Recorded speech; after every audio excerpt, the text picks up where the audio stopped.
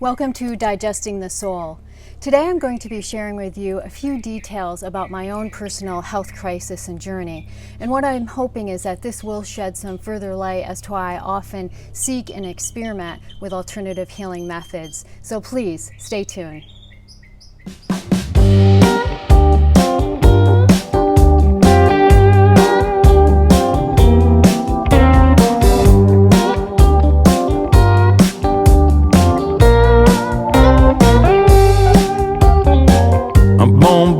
There's a knock at the door, but don't freeze in your tracks. It's that chance that you've been waiting for. It's the light coming through the cracks. When life shows an open door, come on, step through. A chance like the purest gold. Come on, come on. When life shows an open road, you know you should ride. Forget what you've been told. So my channel, Digesting the Soul, covers a wide variety of topics, but underlying all of them is the search for greater health and well-being, and hopefully something that goes a little bit deeper than just simply managing symptoms of illness. And my health journey has definitely become more metaphysical, spiritual, and philosophical. But by no means do I reject traditional medicine or pharmaceuticals. But as I share my story with you, I think you will understand why I try to turn to them as a last resort. Now, medicine does have its place. I have been on an allergy medication for like 15 years and it has completely transformed my life. I basically should be living in a bubble because I'm allergic to a lot of things like dust and grass and trees and cats and dogs, etc. So I'm very grateful for the creation of this medicine and its accessibility to me. So basically, when I was 20 years old and I was away at college, I became very critically ill and I was hospitalized. And I was diagnosed with an inflammatory bowel disorder called colitis. Now, its exact cause is still unknown, but basically I have an overactive immune response which causes chronic digestive inflammation. And the inflammation causes internal bleeding, and I often experience high fevers along with a debilitating fatigue that basically just leaves you bedbound and housebound. And so during my first hospitalization, I was given intravenous steroids. That's kind of the standard of care to reduce the inflammation. And then when I was discharged, I was put on oral steroids that I then tapered off. And one of the first things that I experienced on high-dose steroids was sort of a neuropathy-like symptom where it seemed to attack my muscles, particularly my legs and my feet, and it made it really difficult to walk. It's kind of equated like the Tin Man without any oil. And it was very uncomfortable. And then, of course, the more common symptoms of being on steroids is always affects your inability to sleep, and there's also associated weight gain with it. So when I was tapered off of those drugs, I was put on a drug class called the 5-ASA, and that's for more mild to moderate colitis, and they come in tablets and capsules, and there are several different brand names, and I think by now I've tried all of them. And this went on for years. I took those medications. If I started to have flare-up symptoms, I would go back on some steroids and went back and forth for several years like that. Unfortunately, I was hospitalized a second time, and this time I was put on a stronger class of medication, and this is referred to as an immune modifier. And it basically is a potent drug to suppress your overall immune system. And I remember that it was a really big deal because one of the two major warnings about this drug was that it increased your risk for lymphoma and cancers, and in addition it could create serious infections, and they could lead to fatal outcomes. So but I was desperate. I was young. I was needing to get back to work, and so I felt like I didn't have a choice, and I started these medications. So moving a few years ahead, one morning I noticed that I developed a really painful bump on the sole of my foot, right beneath my toes. And at first I thought, oh, it must just be a blister that developed from wearing new shoes. But as the days progressed, it got more painful to the point where I couldn't walk or, put any weight on my foot. So I went to the ER. They weren't quite sure what was going on, but they basically sent me home with antibiotics. And then in the preceding days, I just kept getting worse to the point where then I developed a fever. So I went back to the hospital, and at that time I was admitted. And they did take me off the immune modifier drug, but what they gave me was high dose intravenous antibiotics.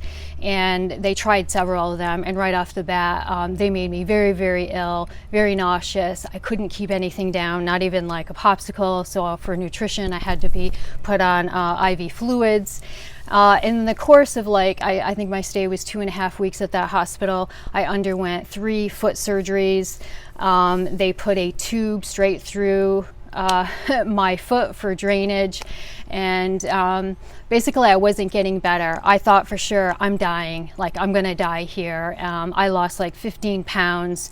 It just felt like all the intravenous antibiotics they were giving me were just poisonous.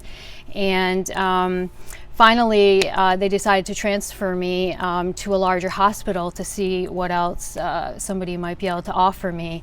And while I was at that hospital, they completely took me off all medications.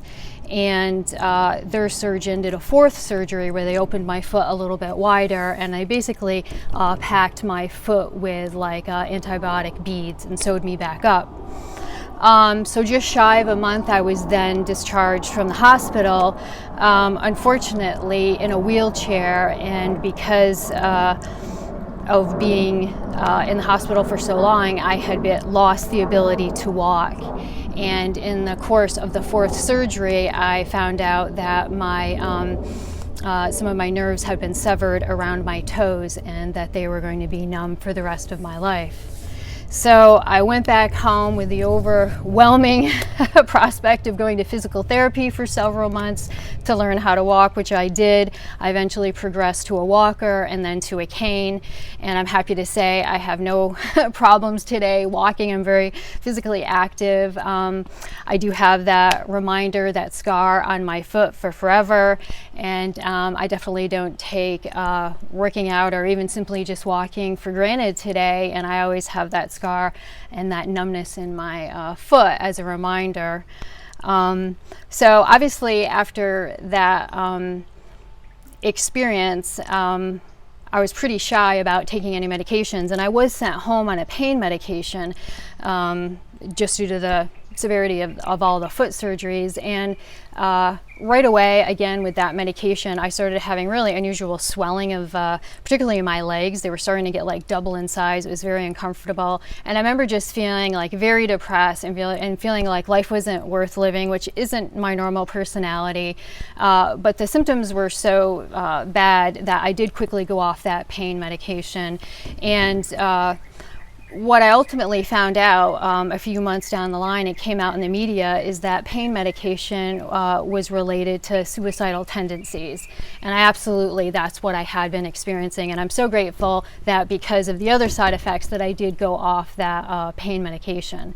So I was very hesitant to go back on any type of medication because of all these crazy, scary side effects. And but basically, ultimately, by going off meds, by 2013, I started having a pretty severe flare-up, and I ultimately went back on oral steroids to reduce the inflammation. And at that time, my physician said, you have pretty severe colitis, and that you're going to need to go on a much more potent drug, and they wanted to put me on what are considered biologic therapies. And you may see there's a lot of commercial for these drugs right now. They're kind of a cure-all for many, many different types of illnesses. But this is another potent drug that is to suppress your immune system. And what's different is this is administered intravenously. So you do have to go to the hospital, and you go to an infusion room, and a nurse does the injection and everything like that. Unfortunately, when I looked into the side effects of these, it was just like a house of horrors. These were some heavy duty side effects. A lot of them were reversible once you did experience them. And just given what I had already gone through, like, I declined the medication.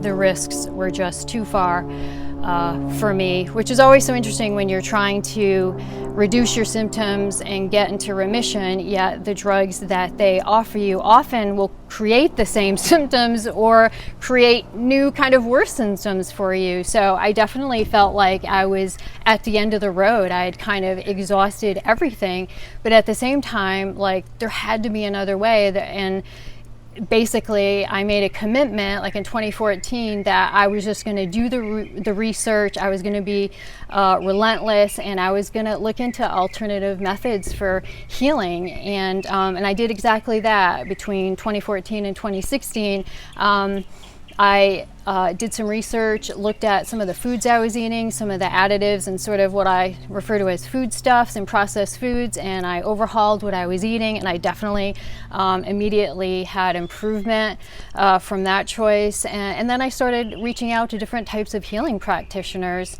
and I worked with a couple different energy healers. I did hypnosis, past life therapy. I did a soul retrieval with a couple different shamans, and everything offered me something. Everything was like a healing piece. And I always say that I don't believe in absolutes. I don't think any one pill is an answer. I don't think any one alternative healing method is an answer. I think the combination of all of them creates the wellness. You just have to be steadfast and you have to be committed. And unfortunately, sometimes it takes an experience like mine to get you to shift your mindset. I always think of it as like a snow globe. It shook up my perspective about the choices I was making and to reflect on the outcomes that had actually occurred to me. So I probably am much more open to experimenting and looking at, really unique methods of healing. And I bring this up because in the last year I've been experimenting a lot with CBD oil, and it's all over the media, and I just wanted to know more about it and what it could potentially offer me in terms of healing, because it is something that can affect you in many, many areas of your life. Many benefits are related to it, and I wasn't going to know unless I experienced myself. And that's why I've done the work. I'm just sharing the information with everybody else, and this is what I experienced. And I always say, you may not experience the same thing, but this is what I did, and these were the effects. And I have had some people message me and say, that's not well regulated by the FDA, it has toxins, people are getting sick, and they just have no idea that I was on medications that were approved and regulated by the FDA, and I almost died. And I lost a year of my life struggling to recover and come back and be a functioning human being on this earth. So I have a very different perspective. I think once you can no longer walk and you're in a wheelchair, I sort of experienced things that like the elderly do later in life, but I was very, very young. So I don't look at life the same way probably as most people.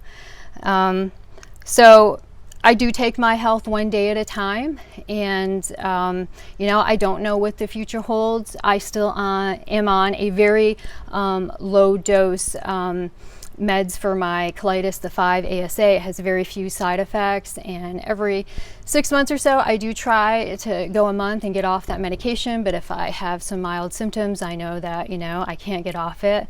But I'm hopeful that one day something that I find will enable me to get off traditional medicine.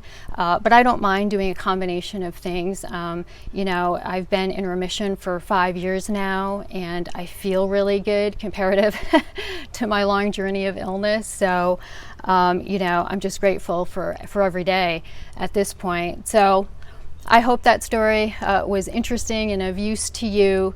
And thanks so much for listening and for watching. And as always, I'm wishing everybody all the best and great health. And I'll see you in my next video.